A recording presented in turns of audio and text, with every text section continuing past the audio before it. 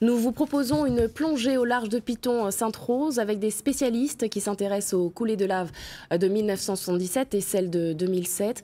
Henri-Claude Elma et Daniel Fontaine pour le reportage. Comme un vêtement dans le vent, ces œufs de limaces de mer se balancent au rythme des allers-retours des vagues quelques mètres plus haut.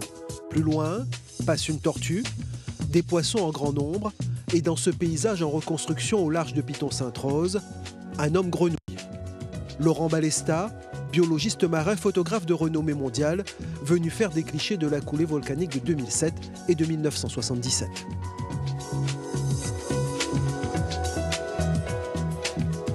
La coulée de 77, elle est beaucoup plus colonisée, beaucoup plus riche en poissons, surtout beaucoup plus riche en coraux. Et des coraux bien particuliers, les stylastères, qui sont très très beaux, des ramifications très fines. Ils sont plutôt blancs, vraiment immaculés ou un petit peu rosâtres. Donc ça fait des paysages qui sont très, très esthétiques. Laurent Balesta et son équipe ont posé leur matériel à Sainte-Rose. Chaque jour, ils partent du port de la Marine. Durant la première partie du voyage, la météo leur offre de bonnes conditions de plongée par 100 mètres de profondeur.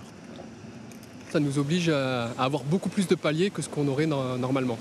Alors beaucoup plus de paliers, c'est-à-dire que sur une plongée à 100 mètres, on va rester 20-25 minutes. Derrière, ça va entraîner 3h30, 4 heures de décompression pour pouvoir remonter à la surface. Jean-Pierre Jasmin est un enfant de Sainte-Rose. Plongeur depuis toujours, il descend jusqu'à 80 mètres de profondeur. Depuis 1977, il a vu le paysage sous-marin de Piton-Sainte-Rose évoluer, reprendre vie. Bizarrement, on aurait pu penser que c'est une coulée volcanique, il n'y a plus rien, que la vie ne reprend pas. Et bien, c'est totalement l'inverse. Parce que très peu de temps après 1977, on a eu l'occasion de plonger sur cette coulée-là. On est allé chercher le front de lave à 60 mètres devant Piton-Sainte-Rose. Et effectivement, très très vite, le corail est reparti, les poissons sont revenus, ça va très, très vite. La vie reprend très très vite sur les coulées volcaniques. Là, c'est parti pour combien de temps ?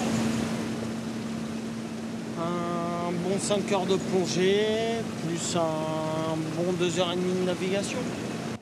Ce jour-là, l'équipe de Laurent Balesta va plonger pour la 5e fois, avec descente à 120 mètres. Les surprises, il y en a. J'ai été très touché de retrouver quelques poissons et quelques crustacés que je n'avais vus qu'une autre seule fois dans les grottes des Sélacantes en Afrique du Sud il y a quelques années. Et cette surprise, il la doit aussi à Stéphanie Légeron. Elle prépare un ouvrage et une exposition sur les écosystèmes préservés de tout l'outre-mer français. Travail parrainé notamment par l'UNESCO. Le symbole le plus fort, il me semble, c'est le volcan.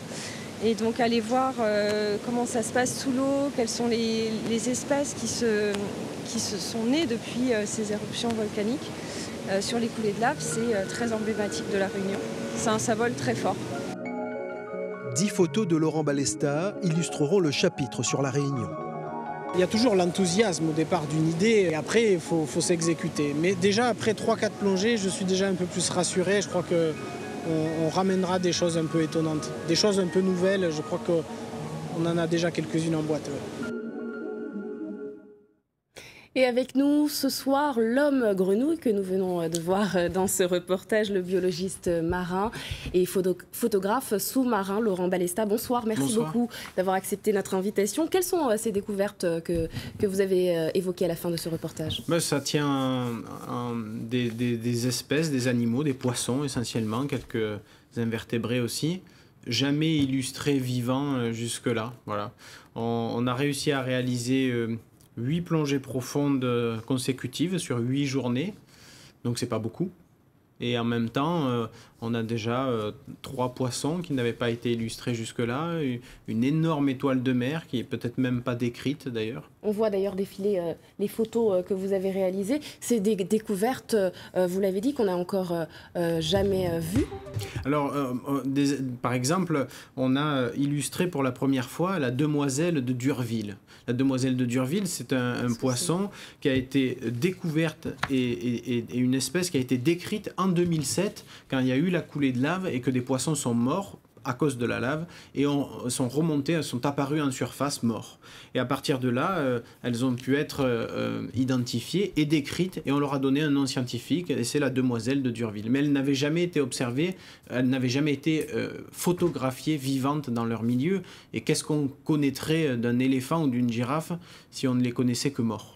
Et est-ce que vous avez pu faire des différences entre les coulées de 2007 et celles de 1977? Bah ouais, c'est ce qui est passionnant dans ces plongées, c'est qu'on vient sur à peine 8 jours, mais on a l'impression de faire un voyage sur plusieurs décennies, puisqu'on plonge en 2007, on plonge en 77, et on voit clairement comment l'écosystème s'est mis en place petit à petit. Il y a comment cela évolue. Voilà, d'abord des espèces opportunistes qui colonisent tout, des algues corallines qui vont cimenter entre eux les blocs de roches volcaniques et constituer une première assise, des premières conditions favorables à l'avènement d'une vie plus riche. Et on retrouve ça dès qu'on plonge sur les coulées de 77, où là les coraux sont plus nombreux, plus développés, et ainsi de suite. Et sur des endroits où de mémoire d'homme, d'ailleurs on ne se souvient même pas quand est-ce que ces coulées ont eu lieu. Là on arrive sur des écosystèmes très épanouis avec des gorgones de plusieurs mètres de taille. Voilà, donc c'est fascinant. En quelques jours, on fait un voyage dans le temps de plusieurs décennies, voire plusieurs siècles. Alors vous plongez partout dans le monde. Est-ce que vous voyez une évolution des fonds ?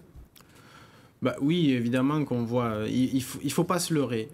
Une espèce disparaît de la surface de la planète ou des océans toutes les 20 minutes. C'est catastrophique, c'est dramatique ce qui se passe aujourd'hui. Et en même temps, une espèce de poisson est décrite tous les 2 jours. Parce qu'on n'a jamais fait autant d'efforts pour aller découvrir, explorer et ramener des nouveautés, des nouvelles choses. Mais est-ce que ça veut dire aussi peut-être que la nature s'adapte ? La nature s'adapte, mais pas à la vitesse à laquelle on la dégrade, malheureusement. Voilà. C'est ça le grand problème. Et finalement, ce volcan, il résume assez bien la situation, ce qui se passe au pied du volcan.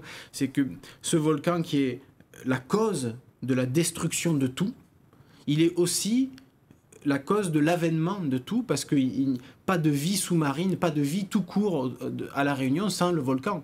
Voilà. Donc c'est assez touchant et je me demande s'il n'y a pas là un symbole presque universel de cette nature qui d'un côté est extrêmement fragile, on le sait, et d'un autre côté qui persévère quand même à toujours nous surprendre. Merci beaucoup Laurent Balesta. Je rappelle que vous êtes photographe marin et biologiste marin.